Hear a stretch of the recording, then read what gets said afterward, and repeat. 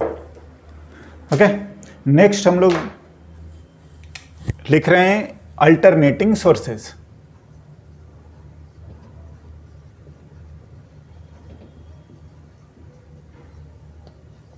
AC source.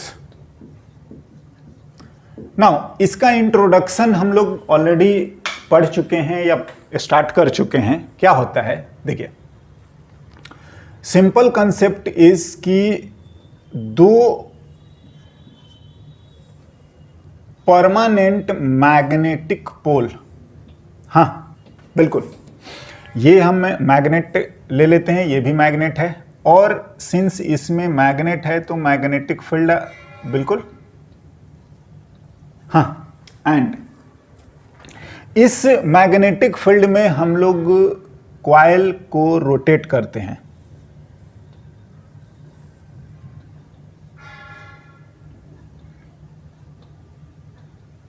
इसके terms और भी हो सकते हैं, हाँ जी बिल्कुल, बहुत सारे टर्म्स लिख सकते हैं, है ना।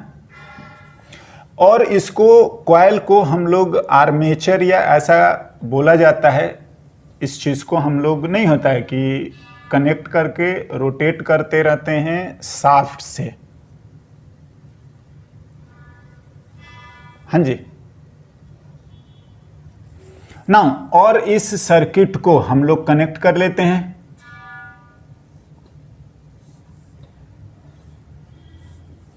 तो जो ये हमारा क्या बोलेंगे, ये अरेंजमेंट है इन दोनों टर्मिनल के बीच में, यही हमारा इस तरीके से लिखा जाता है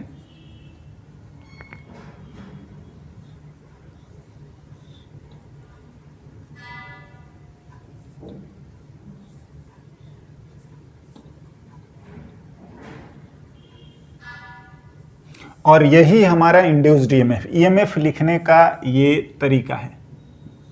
इसका मतलब ये है कि कभी ये प्लस ऐसा करके हम लोग ऐसे वेरिएबल में दिखाने का तरीका है ना। देखिए हम जानते हैं क्या, to produce AC source we rotate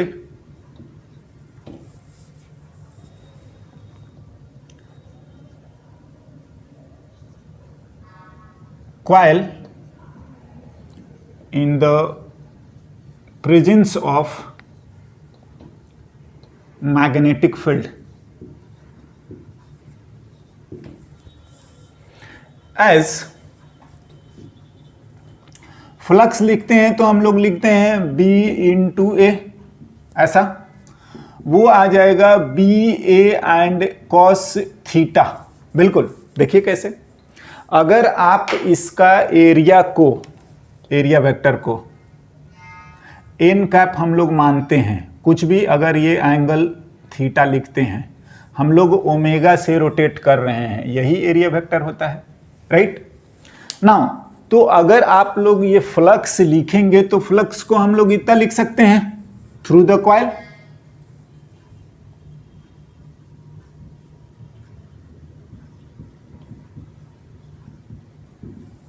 हाँ जी। एंड अगर आप थीटा की बात करेंगे तो थीटा को ओमेगा इंटू टी, और प्लस हो सकता है कि कुछ इनिशियल रहे थीटा नॉट, हाँ जी बिल्कुल लिखते हैं।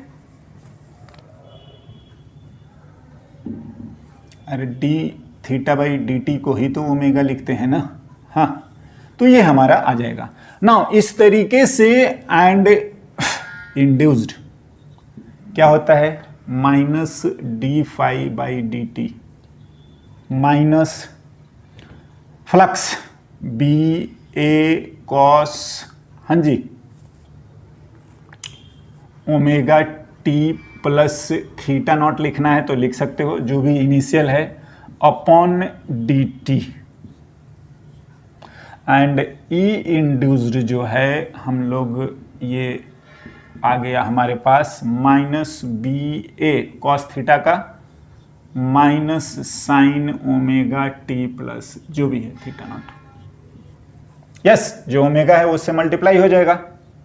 हाँ, तो ये हम लोग लिख लेते हैं इंड्यूस जो है वो E naught sine omega t plus theta naught या फाई, ये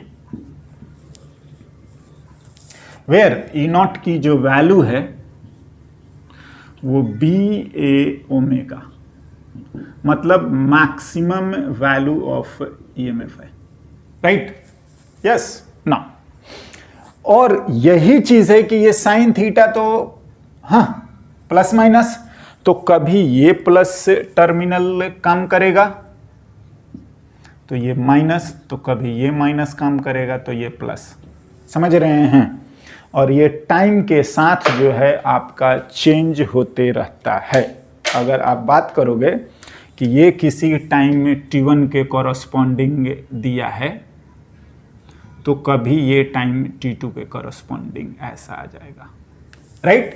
क्योंकि साइन जो है हाँ टर्मिनल, और यही हम नहीं दिखाते हैं ये प्लस या माइनस किधर भी, क्योंकि ये टर्मिनल चेंज होता रहता है ना। इसी को अगर ऐसा रहता है तो ये भी लिख दिया जाता है कि V सोर्स जो है वो V naught sine omega t plus five, ये भी हमारा यही होता है इंड्यूस्ड ईएमएफ, या हम इसी को बोलते हैं AC source. Yes, that's all. Now अगर इनिशियली नहीं होता है कि एंगल B के साथ एरिया वेक्टर का 0 है तो वो 0 भी हो सकता है, एनीवे ना। अगर सर्किट को हम कंप्लीट कर देंगे तो करंट भी फ्लो करने लगता है, हाँ, और करंट फ्लो जो करता है उसके एनालिसिस को हम आगे बढ़ाएंगे। डिपेंड करता है कि अब इस सर्किट में रजिस्टर कनेक्टेड है, कैपेसिटर कनेक्टेड है, इंडक्टर कनेक्टेड है, एंड उन तमाम चीजों को हम लोग लिखते हैं ना।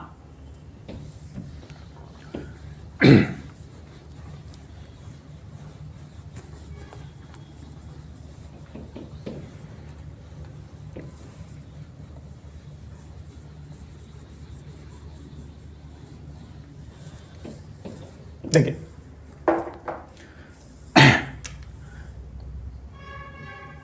किसी सर्किट में अगर हम लोग एसी सर्किट को ऐसे, चलिए हम लोग बॉक्स लिख देते हैं और एसी सोर्स को लिखते हैं,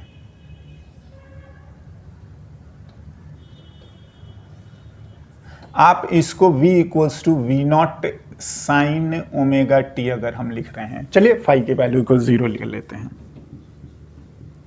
या करंट जो इसमें फ्लो कर रहा है नहीं लिखना चाहिए, लेकिन करंट अगर हम लोग लिखने की कोशिश करें सर्किट में तो दिस इंप्लाइज कि करंट जो है वो sign omega t plus five. हाँ जी, यहां पर फाइव मतलब देखिए जो वोल्टेज है और जो करंट है उनके बीच में फेज डिफरेंस होता है, या ऐसा ये चीज आएगा। कैसे कैसे डिपेंड करता है कि ये R है, C है, L है और RC है, हाँ LC है, तो ये डिपेंड करता है इन बातों पर। कैसे कैसे, चलिए थोड़ा सा हम लोग इसकी एनालिसिस करते हैं। जनरल, ये चाहे कुछ भी रहे, फिलहाल हम लोग एक काम करते हैं, अगर ये इस तरीके से है तो एक बात होता है,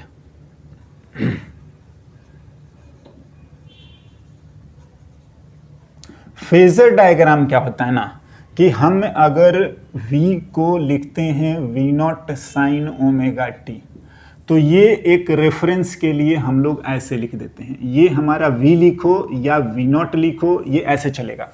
फाई की वैल्यू आपका फिलहाल क्या है, 0। हाँ जी ना, तो अगर आपका I की value I naught sine omega t आ रहा है प्लस फाइव, तो ये I आप लिखिए, इधर I लिखिए या I नॉट लिखिए, किसी को भी, बट ध्यान से ये जो है फेज है, मतलब ये बता रहा है कि वोल्टेज से जो करंट है वो फेज में फाई से आगे है, ऐसा ये फेजर डायग्राम। नाउ इसका यूज क्या है, ये करते क्या है, हम सब बात करेंगे, लेकिन हम इन चीजों को समझें। नो डाउट ये अलग टर्म है, ये अलग टर्म है, बस फेज में ये आगे है तो हमने इसको ऐसे लिख रखा है, लिखते हैं एनीवे। चलिए अगर कुछ जनरल जो टर्म है हम लिखते हैं। Power,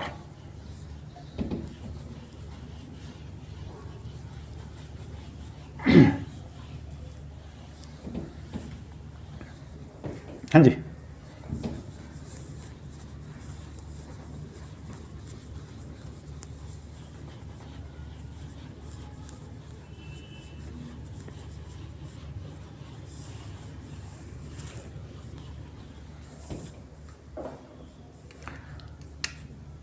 power.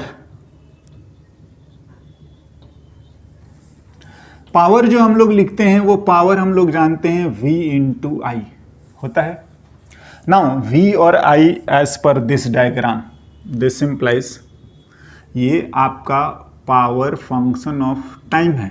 हाँ जी, अगर आप इस चीज़ को लिखेंगे तो वो आ जाएगा V naught sine omega T into आई naught sine omega t plus 5, और ये पावर फंक्शन है टाइम का, बिल्कुल टाइम पर डिपेंड कर रहा है।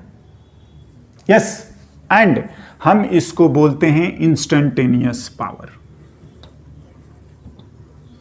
किसी भी इंस्टेंट पर।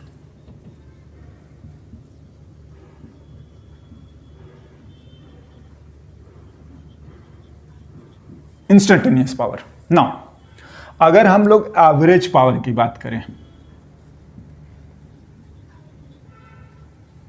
ये इस तरीके से अगर हम लोग लिखें, ऐसा लिखते हैं नोटेशन वाइज अगर बात करोगे तो P एवरेज डेफिनेशन वाइज वही है,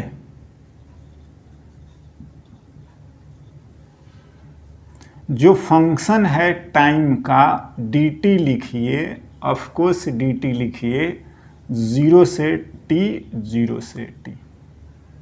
हाँ जी, लिख सकते हैं। नाउ आप अगर इसमें जाएंगे तो इसको लिखिए V naught I naught sine omega t, हाँ, और इसको ओपन कर दीजिए, sine omega t cos 5 plus cos omega t sine 5, हाँ, इंटू डी टी, बिल्कुल,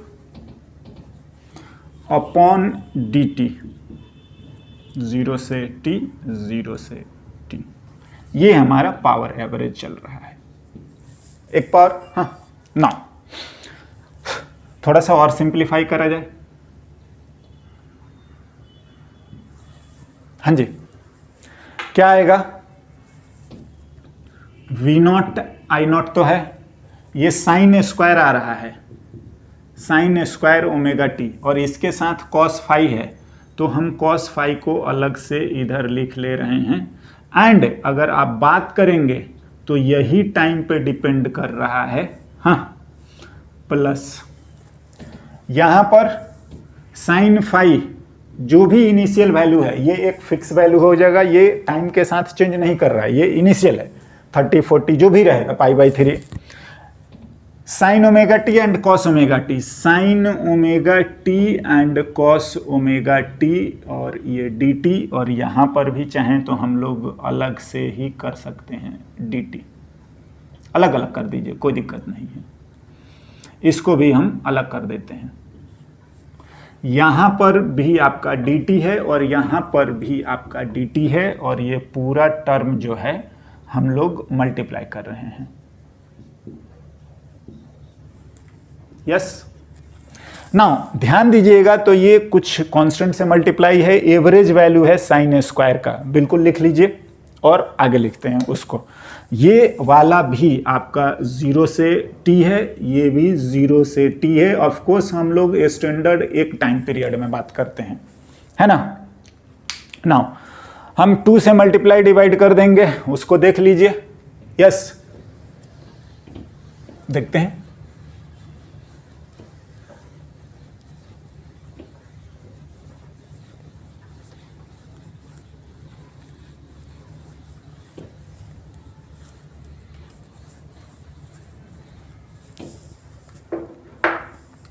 एवरेज पावर जो है वी नॉट आई नॉट तो है ही, ये कॉस फाई आ गया और ये एवरेज वैल्यू आ रहा है आपका साइन स्क्वायर का, बिल्कुल। नाउ प्लस साइन फाई को बाहर ले लीजिए और 2 इंटू 2 से डिवाइड कर देते हैं और 2 से मल्टीप्लाई कर देते हैं। Sine omega t cos omega t d t by d t. हाँ जी, अगर आप लिखोगे V naught I naught 1/2 cos phi और ये अगर लिखेंगे साइन फाई और ये आ गया 1/2 और साइन, हाँ जी, 2 ओमेगा टी डी टी, 0 से लेकर t और 0 से लेकर तो ये एवरेज वैल्यू जो आ रहा है वो एवरेज साइन का है। हाँ बिल्कुल, साइन थीटा 2 थीटा जो भी रहेगा, स्क्वायर रहता तो जीरो, ये 0 होता है। एंड एवरेज पावर जो है हमारे पास आ गया V naught I naught 1/2 cos phi, ऐसे लिखते हैं।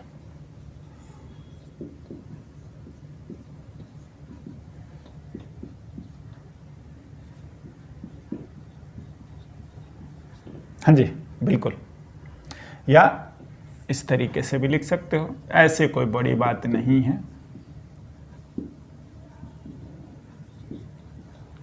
ना अगर आप चाहें तो इसको ऐसे भी लिख सकते हैं,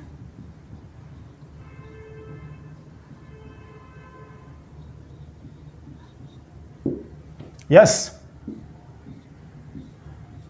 हाँ जी।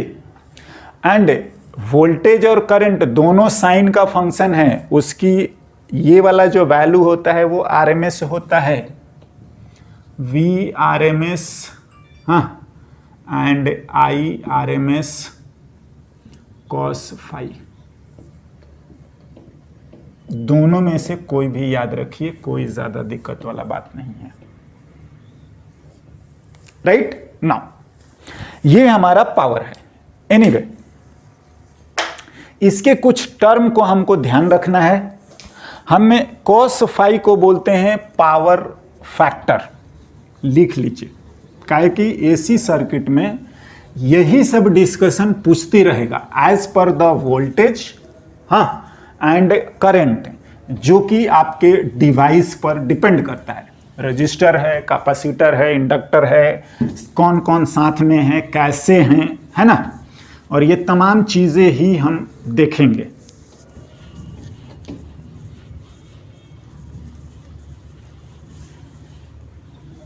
नाउ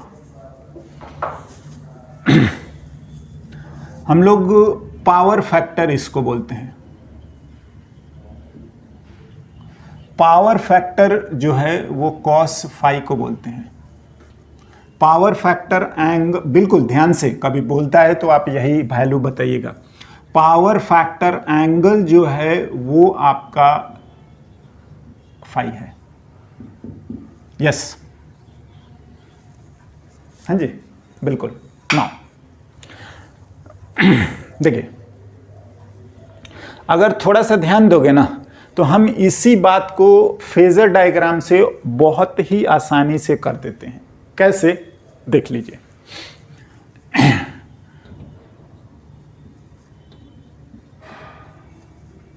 हाँ जी,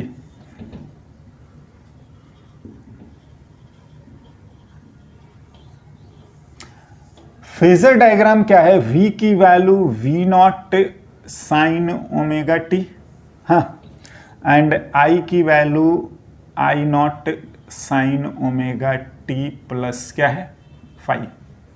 राइट, देखिए अगर आप बात करोगे तो ये अगर हम लोगों ने वोल्टेज ड्रॉ करा वी नॉट, या मोर अप्रोप्रिएटली आप वी लिखिए किसी भी इंस्टेंट का, या बेटर रहता है कि हम लोग वी आर एम एस को लिखें, बिल्कुल, क्योंकि वो चेंज होते रहता है ना। इसी तरीके से अगर आप बात करोगे तो हम लोग करंट को लिखेंगे, आई लिखिए, आई नॉट मैक्सिमम लिखिए, या बेटर तो रहेगा कि आप आई आर एम एस, यही वैल्यू हम लोग यूज करते हैं। And this is what 5 angle wise. Now अब देखो, अगर हम इसको थोड़ा सा वेक्टर कंसीडर करते हुए या वैसा मानते हुए लिख दें, हालांकि नहीं होता है, तो ये आ जाएगा आपका आई नॉट कॉस 5, या बेटर रहेगा कि हम लोग यूज करेंगे आरएमएस वाला, कोई भी एक यूज करना होता है, I R M S cos 5। हाँ, इसके कॉरस्पॉन्डिंग ये देखिए, जो भी आप वैल्यू लिख रहे हैं, आई लिखिए, मैक्सिमम लिखिए, आरएमएस लिखिए, कैलकुलेशन इसी का होता है, बिल्कुल ना। और ये जो आ जाएगा ये आपका I R M S sine 5, हाँ इधर, राइट नाउ। तो देखो क्या बोला जा रहा है कि जो पावर आ रहा है वो तो हमारा इन्हीं के कॉरस्पॉन्डिंग आ रहा है। एवरेज जो पावर आ रहा है वो आ रहा है V R M S into I R M S and cos 5, ये दोनों, हाँ जी।